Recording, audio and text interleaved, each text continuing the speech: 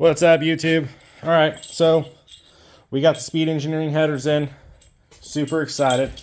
I don't have them right here on me right now. You'll see them later in the video, but I just put them in the trunk of my car. But I did dry fit them, and they're gonna work excellence. So mainly on this side, I was crashing on this tube, and I'll show you the picture of those later.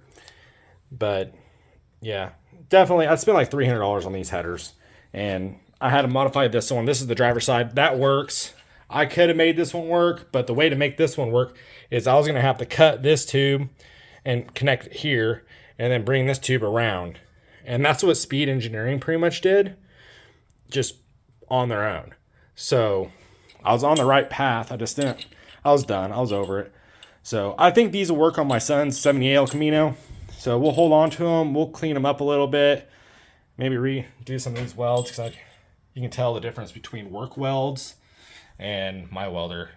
My welder's, I mean, running on 110 versus 240, your welds are a little prettier, I feel like. At least, I mean, if you know what you're doing anyways.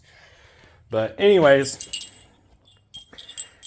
yeah, I got these flanges. So back to what I was saying. I spent like $300 on these headers. If you buy the headers I got, they were $400. They're like, with tax and everything, I think they were $400. These were an extra $50, which these are pretty sweet. You just weld them on the end of the pipe, which is why I'm taking those to work tomorrow, is so I can weld these on. But you weld these on, and then the other side, see how that's a male? Let's see if that's a male. So the other ones are females that I have in that box up there. We'll weld those onto the X pipe.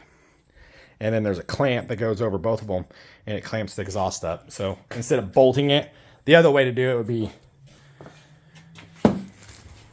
cut a flange like this. I mean, you can buy these flanges. I cut this one. I have a water jet at work, so I just drew it and cut it myself.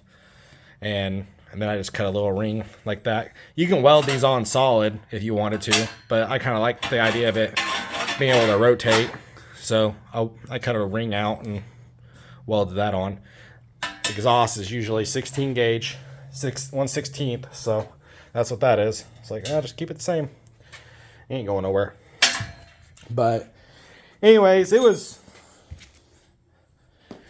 a little nervous about buying these headers just because in the listing it says it's for a 82 to 87 G body, and this is a 79. So it starts getting a little confusing. The 78 through 80, kind of 81, kind of bastard childs.